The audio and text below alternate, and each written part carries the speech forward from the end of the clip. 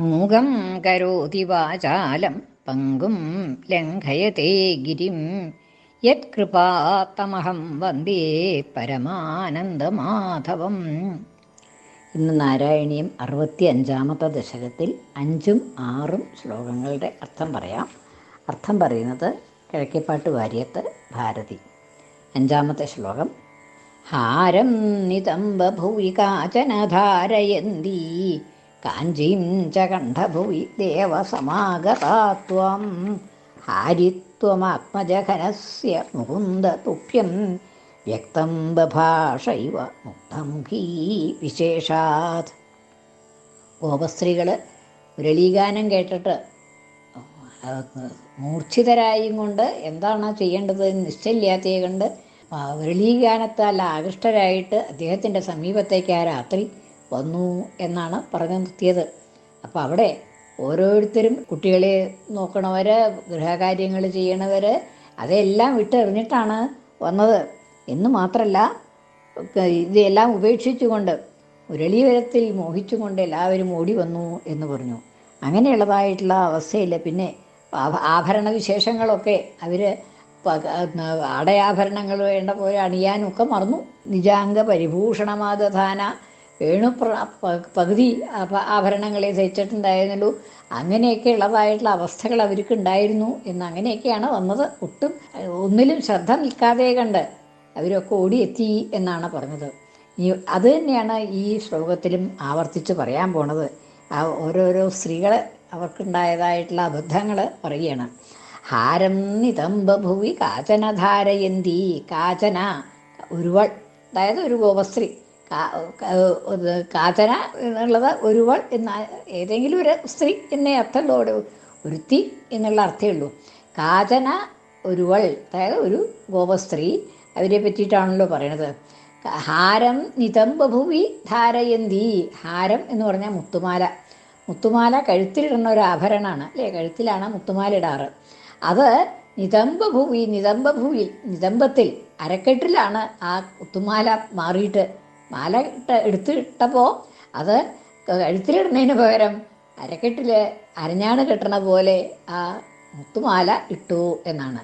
നിതംബഭുവി കാചന ധാരയന്തി, ധരിക്കുന്നവളായിട്ട് ഒരുത്തി മുത്തുമാല, കഴുത്തിലണിയേണ്ടതായിട്ടുള്ള മുത്തുമാല നിതംബത്തിൽ അരക്കെട്ടിൽ ധരിക്കുന്നവളായിട്ട് അദ്ദേഹത്തിൻ്റെ അടുത്തേക്ക്, ഭഗവാന്റെ അടുത്തേക്ക് വന്നു. പിന്നെ കാരം നിതംബഭുവി കാചന ധാരയന്തി, എന്നാൽ കാഞ്ചിയും ച കണ്ഠഭൂവി, അരഞ്ഞാണും ഉണ്ട കയ്യിൽ എടുത്തു വെച്ചിട്ടുണ്ടായിരുന്നു. അടയാനുള്ളതായിട്ടുള്ള അരഞ്ഞാണും കയ്യിൽ എടുത്ത് വെച്ചിട്ടുണ്ട്. അത് കഴുത്തിൽ കൊണ്ടിട്ടു. കാഞ്ചിയും ച, കാഞ്ചി എന്ന് വെച്ചാൽ അരഞ്ഞാണ്. അരഞ്ഞാണിനെ കണ്ഠഭൂവി, കണ്ഠത്തിൽ കഴുത്തിലിട്ടത് അരഞ്ഞാണെടുത്ത് കഴുത്തിലിട്ടു. മുത്തുമാല എടുത്തിട്ട് അരയിലും ഇട്ടു എന്നാണ്. കാഞ്ചീം ച കണ്ഠഭുവി ധാരയന്തി, അങ്ങനെ ധരിച്ചു കൊണ്ട് ഒരുത്തി ഇങ്ങനെ ഹാരം നിതംബഭൂവി, ഹാരത്തിനെ മുത്തുമാല നിതംബത്തിലും അതുപോലെ കാഞ്ചിയെ കഴുത്തിലും ആയി ധരിച്ചുകൊണ്ട് കാഞ്ചീം ച കണ്ഠഭൂവി ദേവ സമാഗതാത്വം, അല്ലയോ ദേവ അങ്ങയുടെ അടുത്തേക്ക് സമാഗത, സമീപത്തേക്ക് വന്നു. ഭഗവാന്റെ സമീപത്തേക്ക് ഇങ്ങനെയാണ് വന്നത്. മുത്തുമാല കഴുത്തിൽ, അല്ല മുത്തുമാല അരക്കെട്ടിൽ, അതുമാതിരി അരഞ്ഞാണ് കഴുത്തിലും കെട്ടും കൂടെ അങ്ങനെ മാറി മാറിയിട്ട് ഒന്നും ബോധമില്ലാതെ കണ്ട് ധൃതിയിൽ എന്തൊക്കെയോ ചെയ്തു. ഇവിടെ ഭഗവാന്റെ അടുത്ത് എത്താനുള്ളതായിട്ടുള്ള ആ വ്യഗ്രത കൊണ്ട് ബാക്കിയൊന്നും എവിടെയാണ് എന്നുള്ളതൊന്നും നോക്കാതെ കണ്ട് സ്ഥാനമൊക്കെ മാറിയിട്ടാണ് ആഭരണങ്ങൾ ഇട്ടത് എന്ന് അങ്ങനെ വന്നു. എന്നിട്ടോ അപ്പോൾ ഹാരിത്വം ആത്മജഘനസ്യ മുകുന്ദതുഭ്യം വ്യക്തം ബഭാഷൈവ മുഗ്ധമുഖീ വിശേഷാത്. മുഗ്ധമുഖി, സുന്ദരിയായ അവൾ ആത്മജഘനസ്യ ഹാരിത്വം, ആത്മജഘനസ്യ തൻ്റെ ജഘനത്തിൻ്റെ ഹാരിത്വം മനോഹാരിത. ഹാരിത്വം മനോഹരമായിരിക്കുക എന്നുള്ള ഭാവം, മനോഹാരിത. ആത്മജഘനസ്യ തൻ്റെ ജഘനത്തിൻ്റെ, തൻ്റെ അരക്കെട്ടിൻ്റെ ഭംഗി ഭഗവാന് കാണിച്ചു കൊടുക്കുകയാണോ എന്ന വിധത്തിൽ അവൾ ഭഗവാന്റെ സമീപത്തേക്ക് എത്തി എന്നാണ്. ഈ ഹാരിത്വം എന്നുള്ള വാക്കിനവിടെ രണ്ടർത്ഥമുണ്ട്. ഒന്ന് മനോഹാരിത എന്നുള്ള അർത്ഥം, മറ്റത് ഹാരം ഉണ്ടായിരിക്കുക എന്നുള്ള ഭാവം, ഹാരിത്വം അല്ലേ? ഹാരം മുത്തുമാലയാണല്ലോ അരക്കെട്ടിലിട്ടായിരിക്കണത്, അരയിൽ വെച്ചിരിക്കണത് ഇട്ടിരിക്കണത് മുത്തുമാലയാണ്. അപ്പം ആ ജഘനത്തിന് ഹാരിത്വം വന്നു, ഹാരം ഉണ്ടായിരിക്കുക എന്നുള്ള അവസ്ഥ ജഘനത്തിനുണ്ടായി എന്നാണ്. അപ്പോൾ ആത്മജഘനസ്യ, തൻ്റെ ജഘനത്തിന്, ജഘനം അരക്കെട്ട്, തൻ്റെ അരക്കെട്ടിന് ഉള്ളതായ ഹാരിത്വത്തെ, മനോഹാരിതയെ, അല്ലെങ്കിൽ ഹാരമുണ്ടായിരിക്കുക എന്നുള്ള ഭാവത്തെ, മുത്തുമാല ഉണ്ടായിരിക്കുക എന്നുള്ള ഭാവത്തെ വിശേഷിച്ചും പറഞ്ഞുകൊണ്ട് ഹാരിത്വം ആത്മജഘനസ്യ മുകുന്ദ തുഭ്യം, മുകുന്ദ അല്ലയോ മുകുന്ദ തുഭ്യം, അങ്ങയ്ക്ക് ഹാരിത്വം പറയുന്നതായിട്ട് വ്യക്തം ഭാഷയുവ, വ്യക്തമായി പറയുകയാണോ എന്ന് തോന്നി.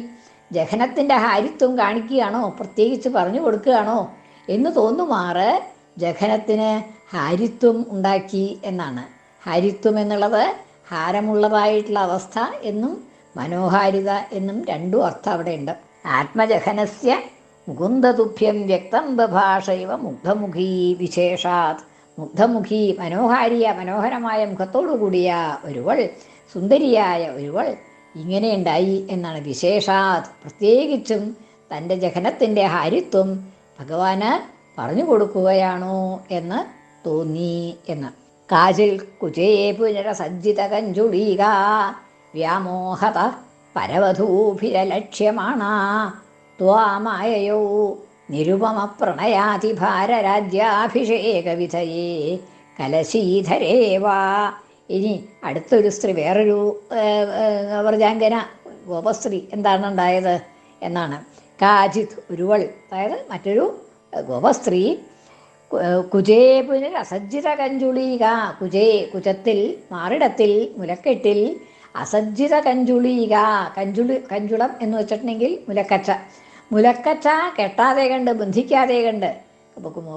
ഒന്നുകിൽ മുലക്കച്ച ഇട്ടിട്ടില്ല എന്നുള്ളതാവാം, അതല്ലെങ്കിൽ അത് കെട്ടിയിട്ടില്ല എന്നാവാം. മുലക്കച്ച കെട്ടിയിട്ടില്ല, അതങ്ങോട്ട് തുറന്നിട്ടേ ഉള്ളൂ എന്നുള്ള നിലയിൽ രണ്ട് തരത്തിലും ആവാം. അസജ്ജിതം എന്ന് വെച്ചാൽ ചേർക്കാത്തതായിട്ടുള്ള കഞ്ചുളീകത്തോടു കൂടി എന്നേ ഉള്ളൂ. അപ്പോൾ ബന്ധിക്കാത്തതും ആവാം, അല്ലെങ്കിൽ ഇടാത്തതും ആവാം, രണ്ടും ആവാം. കാചിത് കുജേ പുനർ അസജ്ജിത കഞ്ചുളീക, അസജ്ജിതമായ കഞ്ചുളീകത്തോടു കൂടി, അതായത് കഞ്ചുളീകം ധരിക്കാതെ കണ്ട്, കുജത്തിൽ മുലയിൽ കഞ്ചുളീകം ധരിക്കാതെ കണ്ട് അസജ്ജിത വന്നു. ഇട്ടില്ല, മുലക്കച്ചിട്ടില്ല, അത് മറന്നു എന്നുള്ളതാണ്. വ്യാമോഹത, എന്തുകൊണ്ട്? വ്യാമോഹം ഹേതുവായിട്ട്, ആ മോഹം ഹേതുവായിട്ട് മുരളീനാഥം കേട്ടപ്പോൾ അത്യധികമായിട്ടുള്ള മോഹം ഉണ്ടായി എന്ന് പറഞ്ഞല്ലോ. ഓരോരുത്തർക്കും മൂർച്ഛ ഉണ്ടായി, ആ ബുദ്ധിക്കുള്ളതായിട്ടൊരു മൂർച്ഛാവസ്ഥ. അപ്പം അതുകൊണ്ട് ഇത് കെട്ടാനായിട്ട് മറന്നു. അപ്പം അങ്ങനെ മുലക്കച്ച കെട്ടാൻ മറന്നിട്ട്, എന്തുകൊണ്ട്? വ്യാമോഹത, വ്യാമോഹം കൊണ്ട്, മോഹം ഇല്ലാതെ കണ്ട് ബുദ്ധി പ്രവർത്തിക്കാത്തത് കൊണ്ട് ഇങ്ങനെ മുലക്കച്ച കെട്ടാൻ മറന്നിട്ട് പരവധൂഭിരലക്ഷ്യമാണ്. എന്നാൽ വേറെയുള്ള ഒപ്പം പലരും ഇങ്ങനെ ഓടി വരികയല്ലേ, എല്ലാവരും ഭഗവാന്റെ അടുത്തേക്ക് വരികയാണല്ലോ. അപ്പം എന്നാൽ വേറുള്ളവരാരെങ്കിലും പറഞ്ഞോ ഇത് മുലക്കച്ച കെട്ടിയിട്ടില്ല എന്നാരും പറഞ്ഞു കൊടുത്തതുമില്ല. എന്താണെന്ന് വെച്ചാൽ വ്യാമോഹത, അവർക്കും വ്യാമോഹമായിരുന്നു. പരവധൂഭി അലക്ഷ്യമാണ്, മറ്റു വധൂജനങ്ങളാൽ, മറ്റു ഗോപസ്ത്രീകളാൽ അലക്ഷ്യമാണ്. അവരിതൊന്നും കണ്ടേയില്ല. ഓരോരുത്തരെ കഴുത്തിൽ അണിയേണ്ടതായിട്ടുള്ള ആഹാരം അരക്കെട്ടിലാണ് ഇട്ടിട്ടുള്ളത്, അരക്കെട്ടിലുള്ളതായിട്ടുള്ള അരഞ്ഞാണ് കഴുത്തിലാണ് ഇട്ടിട്ടുള്ളത്. ഇതൊന്നും അവരവരും അറിയണില്ല, ബാക്കി ഒപ്പമുള്ളതായിട്ടുള്ള വേറെ ഗോപസ്ത്രീകളും ഒന്നും അറിയണില്ല. എല്ലാവർക്കും ഒരേ വികാരമേ ഉണ്ടായിരുന്നുള്ളൂ. അവരവരുടെ ഇന്ദ്രിയങ്ങളൊന്നും അവരുടെ കയ്യിലായിരുന്നില്ല. അവരങ്ങനെ ആ വേണുനാഥം കേട്ടുകൊണ്ട് ആ ഒരു വഴിക്ക് അങ്ങോട്ട് പോയി എന്നല്ലാതെ കണ്ട് തങ്ങളെയും ശ്രദ്ധിക്കുന്നുണ്ടായിരുന്നില്ല, തങ്ങളോടൊപ്പമുള്ളതായിട്ടുള്ള മറ്റ് സ്ത്രീകളെയും ശ്രദ്ധിക്കുന്നുണ്ടായിരുന്നില്ല എന്നാണ്. വ്യാമോഹത പരവധൂഭിരലക്ഷ്യമാണ്, മറ്റ് വധുക്കളാൽ, മറ്റ് ഗോപസ്ത്രീകളാൽ അലക്ഷ്യമാണ്, രക്ഷിക്കപ്പെടാതെ കണ്ട് അവരെ ത്വാം ആയയോ, അങ്ങയുടെ സമീപത്തേക്ക് എത്തി. ആയയോ, അങ്ങയുടെ സമീപത്തേക്ക് എത്തി. എങ്ങനെ? നിരുപമ പ്രണയാതിഭാര രാജ്യാഭിഷേക വിധയേ കലശീധരേവാ. അവിടെ കവി പറയണതാണ് കലശീധരേവാ. രണ്ട് കലശങ്ങൾ ധരിക്കുകയാണോ, കുടങ്ങൾ, അഭിഷേകത്തിനുള്ളതായിട്ടുള്ള കലശങ്ങൾ കയ്യിൽ പിടിച്ചിരിക്കുകയാണോ എന്ന് തോന്നുമാറ്. കലശീധരാ ഇവ, കലശിയെ ധരിക്കുന്നവളോ എന്ന് തോന്നുമാറ്. അതായത് മുലക്കച്ച കെട്ടിയിട്ടില്ലെങ്കിൽ രണ്ട് കലശങ്ങളായിട്ടാണ് തോന്നിക്കുക ഈ രണ്ട് സ്ഥലങ്ങൾ എന്നാണ്. എങ്ങനെയാണ്, എന്തിനുള്ള കലശങ്ങളാണ് എന്നാണ് അതും അവിടെ പറയാണ്. എന്താണ്?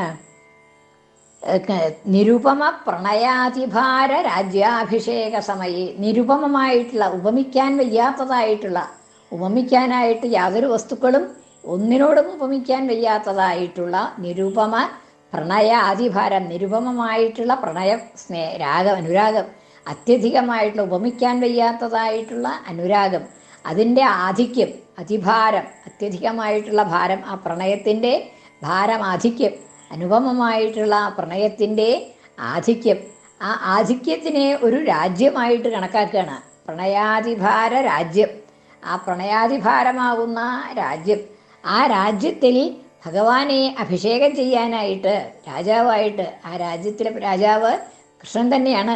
അവരുടെയൊക്കെ കാമുകനായിട്ടുള്ള, അതായത് തൻ്റെ മനസ്സിൽ വർത്തിക്കുന്ന ഏകപുരുഷനായിട്ടുള്ള ആ കൃഷ്ണനെ ആ പ്രണയരാജ്യത്തിൽ, പ്രണയാതിഭാര രാജ്യം, പ്രണയത്തിൻ്റെ ആധിക്യത്തോടു കൂടിയതായ ആ രാജ്യത്തിലെ രാജാവായിട്ട് കൃഷ്ണനെ അഭിഷേകം ചെയ്യാനായിട്ട് ഉള്ളതായിട്ടുള്ള കലശങ്ങൾ ധരിച്ചുകൊണ്ടാണോ വരണത് എന്ന് തോന്നും. ഈ മുലക്കച്ച കെട്ടാതെ കണ്ട് വന്നിട്ടുള്ളതായിട്ടുള്ള മറ്റൊരു ഗോപസ്ത്രീ എന്നാണ്. ആ ഗോപസ്ത്രീ കയ്യിൽ രണ്ട് കലശങ്ങൾ വഹിച്ചതുപോലെയാണ് അവളെ കണ്ടാൽ എന്നാണ്. സ്ഥലങ്ങൾ മൂടിയിട്ടില്ലല്ലോ, അതുകൊണ്ട് കലശങ്ങളെ പോലെയാണ് സ്ഥലങ്ങൾ എന്നാണ് അവിടെ.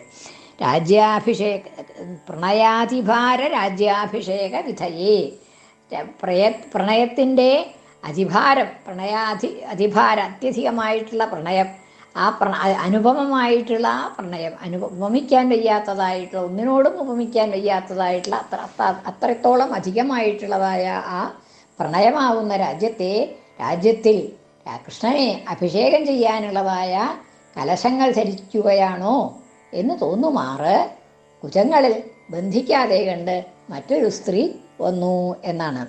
കലശീധരേവ, കലശം ധരിക്കുന്നവളെ പോലെ മറ്റൊരു സ്ത്രീ, മറ്റൊരു ഗോപസ്ത്രീ വന്നു. അപ്പം ഇങ്ങനെ ഓരോരുത്തരും ഒന്നും അവരവരുടെ ബോധത്തോടു കൂടിയിട്ടല്ല ചെയ്തിരുന്നത് എന്നുള്ളതാണ്. ആ ബോധമൊക്കെ അവിടെ മാറിപ്പോയി.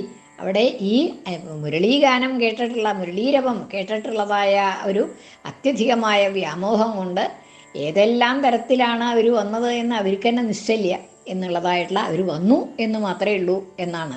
ആ മുരളീഗാനത്തിൻ്റെ ശ്രവിച്ച് അതിൻ്റെ മാർഗത്തിൽ കൂടി, അത് കേൾക്കുന്നതായിട്ടുള്ള മാർഗത്തിൽ കൂടി അവരങ്ങടെ ഭഗവാന്റെ സമീപത്തേക്ക് എത്തി എന്നാണ് ഈ രണ്ട് ശ്ലോകങ്ങളിൽ പറഞ്ഞത്. ഹാരം നിതംബഭുവി കാചനധാരയന്തി കാഞ്ചീം ച കണ്ഠഭുവി ദേവ സമാഗതാത്വാം ഹാരിത്വമാത്മജഘനസ്യ മുകുന്ദ തുഭ്യം വ്യക്തം ബഭാഷൈവ മുഗ്ധമുഖീ വിശേഷാത്. കൃഷ്ണാർപ്പണം. മലയാള പരിഭാഷ.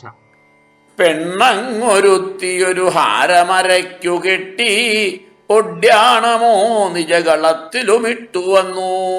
തൻ്റെ നിതംബമതിനുള്ള മനോഹരത്വം നന്നായുരച്ചതതിനാൽ ബത നിന്റെ മുന്നിൽ.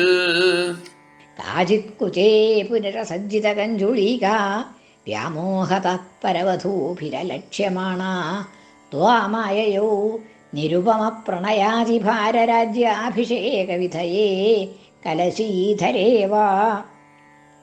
കൃഷ്ണാർപ്പണം. മലയാള പരിഭാഷ. തൻ തോഴിമാരെവരുമങ്ങറിയാതൊരുത്തി വന്നെത്തി തന്നു പരിവസ്ത്രവിഹീനയപ്പോൾ നിൻ പ്രേമരാജ്യമതിലങ്ങ് അഭിഷേകമേകാൻ കുംഭം ധരിച്ച ഗജഗാമിനി പോലെ മന്ദം. സർവത്ര ഗോവിന്ദനാമ സങ്കീർത്തനം. ഗോവിന്ദ ഗോവിന്ദ.